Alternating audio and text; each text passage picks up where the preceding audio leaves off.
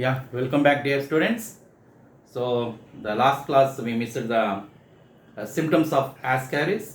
So, after completion of symptoms of Ascaris, we'll continue the next topic, that is the filariasis also. Right, let us see. So, symptoms.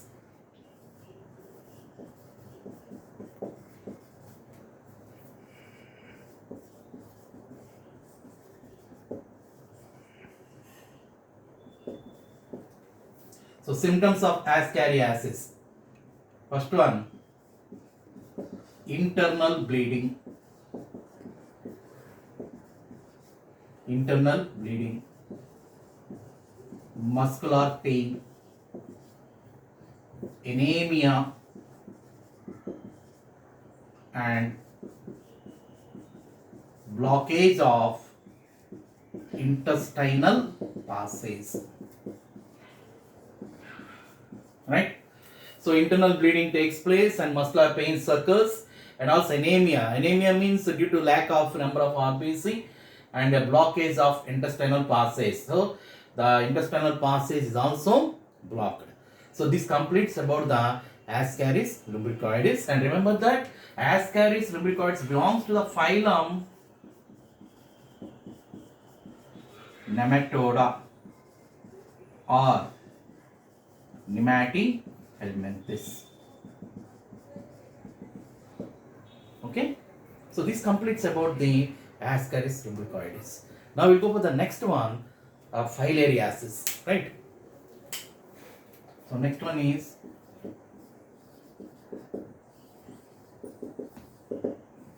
filariasis. So it is divided into three groups.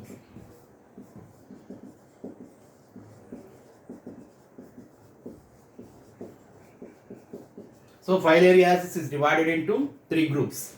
What are those three groups? Let us see. First one, lymphatic filariasis. Second one, subcutaneous filariasis.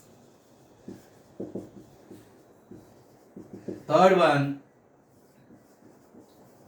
serous cavity filariasis. So, why they are divided into three areas three divisions means it depends upon the area where the parasite is growing or parasite is causing the disease. Now let us see the first one, lymphatic filariasis.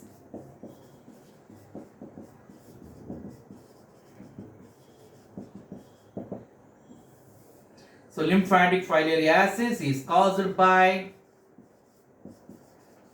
a thread-like nematode, belongs to the phylum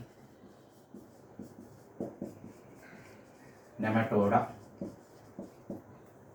Okay, so the lymphatic filariasis is caused by a thread-like nematode which belongs to the phylum Nematoda or Nematihelminthes. Right? So filariasis, otherwise called as elephantiasis also, is caused by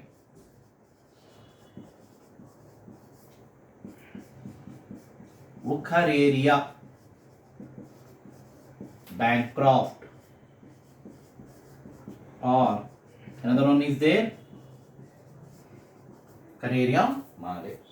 So filariasis or elephantiasis is caused by Wuchereria bancrofti. So in NCERT textbook they also mentioned about the Wuchereria male.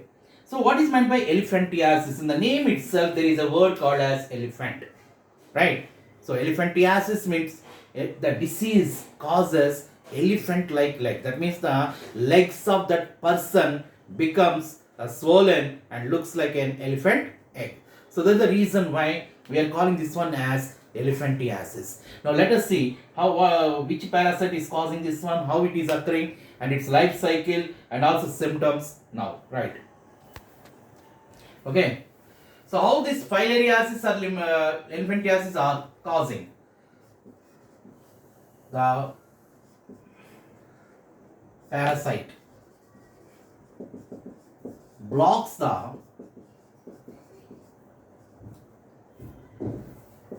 lymph vessels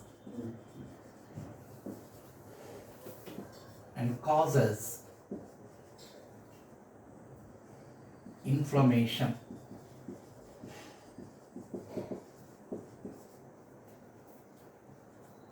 It causes inflammation. So the parasite blocks the lymph vessels and causes inflammation. An appropriate word we can use that as swelling. Don't use the word inflammation, we use the word swelling. So the parasite blocks the lymph vessels and causes swelling. Why the swelling occurs? Due to accumulation of lymph. Because the lymph vessels are blocked, so the lymph cannot flow. The lymph is stopped at one area. Due to the blockage of that lymph vessels, the lymph is accumulating in that area, and the area is becoming enlarged due to accumulation of the lymph.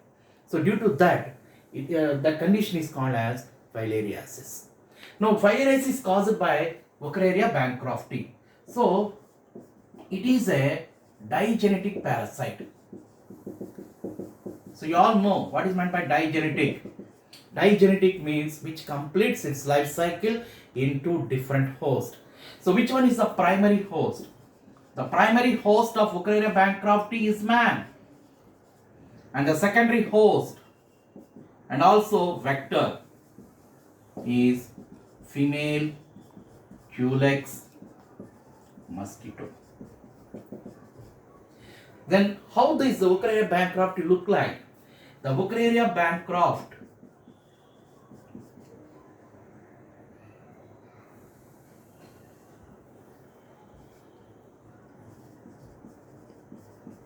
is thread-like worm, and both the male and female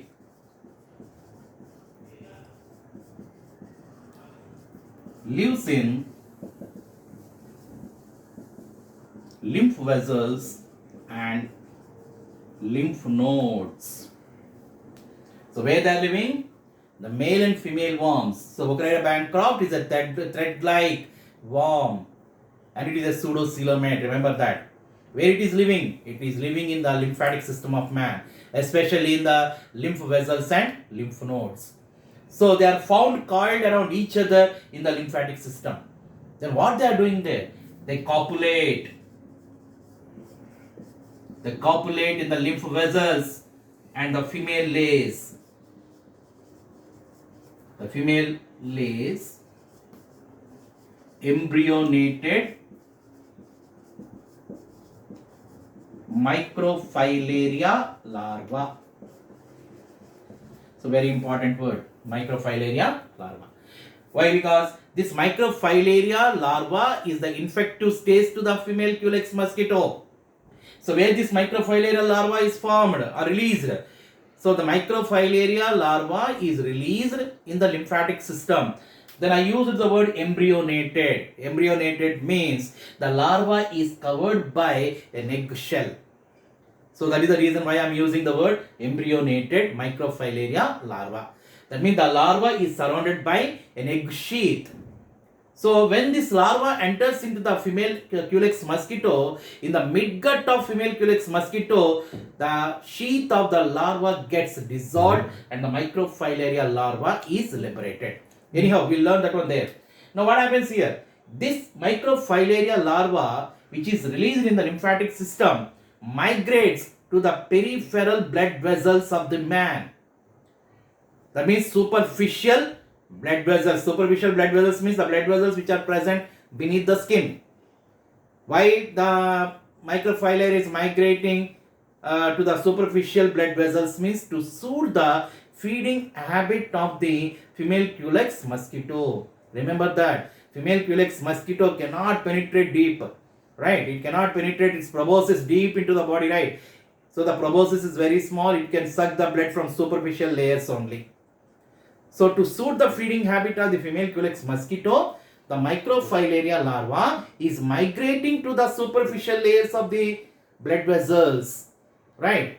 Now let us see. Right. So when female Culex mosquito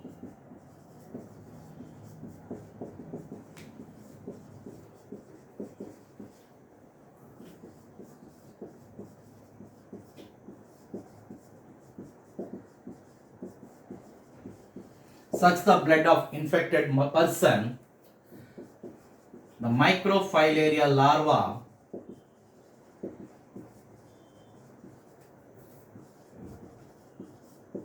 along with blood reaches the midgut. Okay, the microfilaria larva is reaching to the midgut of female Culex mosquito. I told you already. Once the midgut microfilaria larva reaches the midgut of female Culex mosquito, in the midgut, the eggshell present around the microfilaria larva gets dissolved by the action of digestive enzymes of the mosquito. And that microfilaria larva undergoes molting and become the microfilaria larva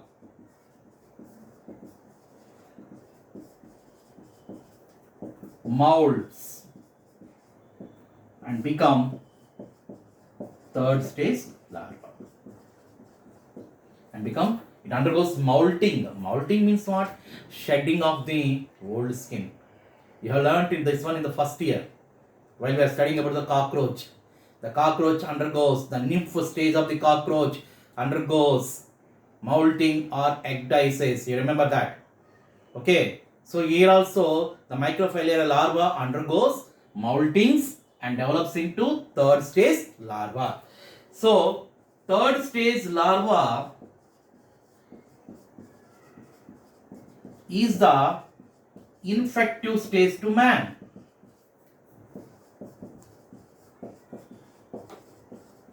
So which is the infective stage to the man means the third stage larva is the infective stage to the man. Then what is the mode of infection then? Mode of infection is inoculation. You know that inoculation means injecting. Inoculation means injecting. So when the infected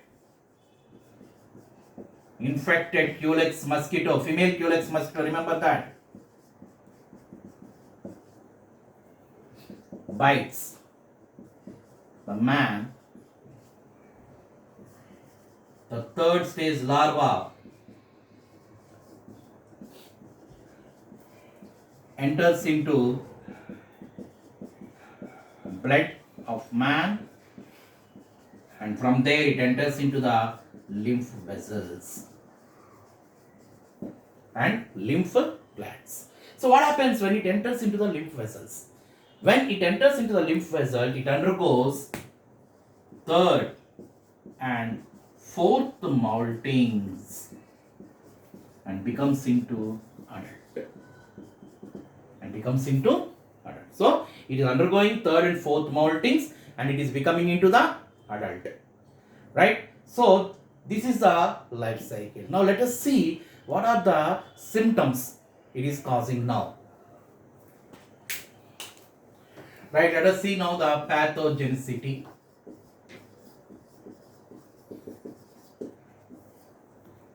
Right.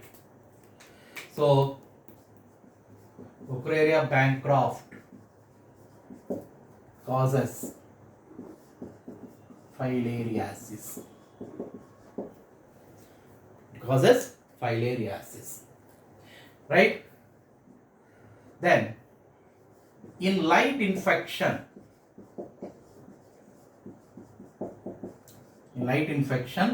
the symptoms are,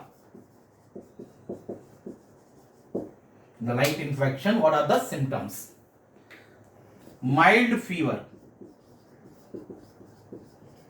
headache, and mental depression.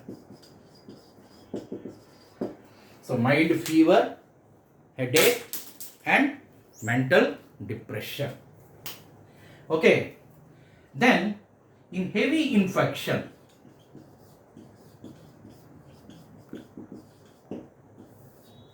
so what is heavy infection? Heavy infection means the microfilaria worms become dead. They die and they block the lymph vessels. The microfilaria larvae are dying and they are blocking, accumulating in the lymph vessels. There is no way to go outside.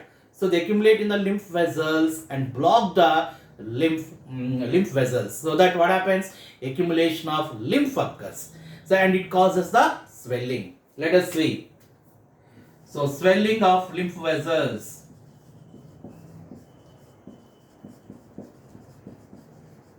Swelling of lymph vessels is called as lymphangitis. And swelling of lymph glands is called as lymphangitis. Lymphangitis. Then, due to accumulation of lymph,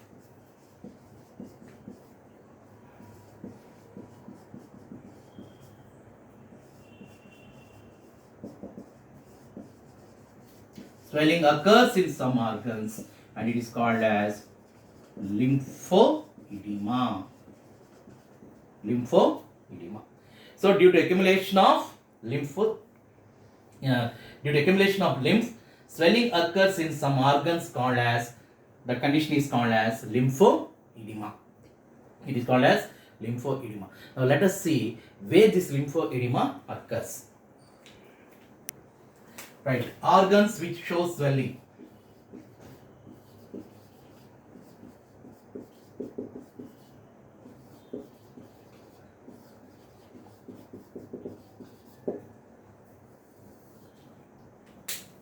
So first one,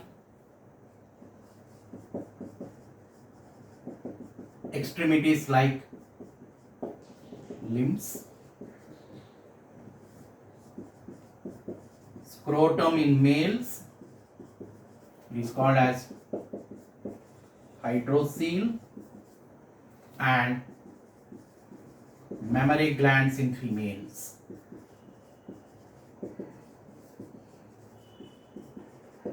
Mammary glands in females. So, if the limbs, due to accumulation of lymph in the limb, the legs will become elephant-like legs. So, when we call that one as elephantiasis, means when the skin of that person become fibrous due to accumulation of fibroblast cells and loss of sweat glands, the leg becomes swollen and look like elephant leg like, and that time we call that one as elephantiasis. So this completes about the what we call filariasis or elephantiasis. Now let us go for the next one, fungal diseases. Okay, we'll see now fungal disease. Swanlet ringworm. We all know that ringworm is a common fungal disease, right? And it is caused by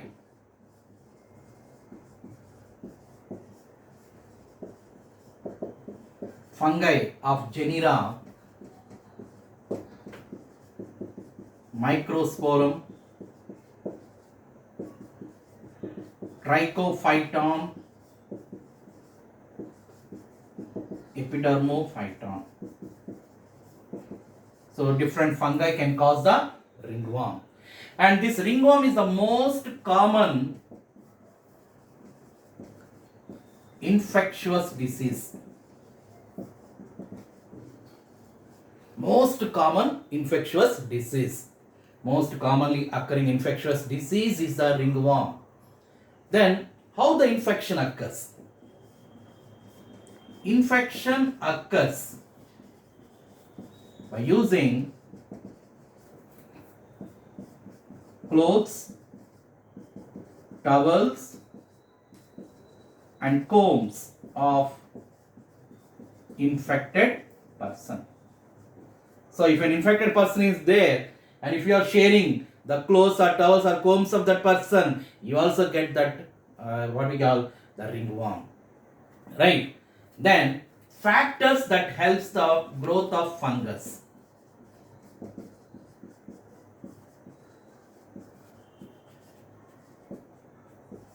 Factors that helps for the growth of fungus are heat and moisture.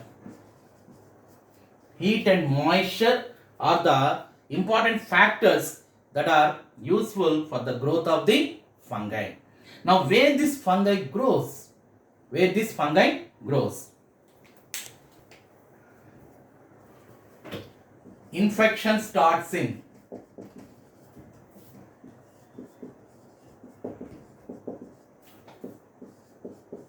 skin folds, that is between toes and in groin area, right? In the groin area, in between the toes and also in the groin area. Then what are the symptoms? What are the symptoms? Symptoms are round lesions on skin. You can see dry scaly lesions. You can use the word dry scaly lesions. Then intense itching. Dry scaly lesions on the skin and also intense itching. So these are the symptoms of the, what we can say, ringworm. So this completes about the diseases in man.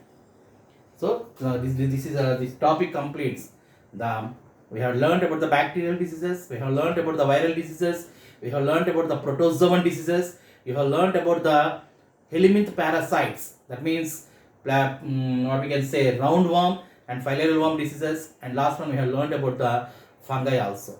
Now the next class we will start another topic that is called as immune system. So very important topic that one, and also it will be very interesting also. So we'll go further to that class, right? Have a nice day.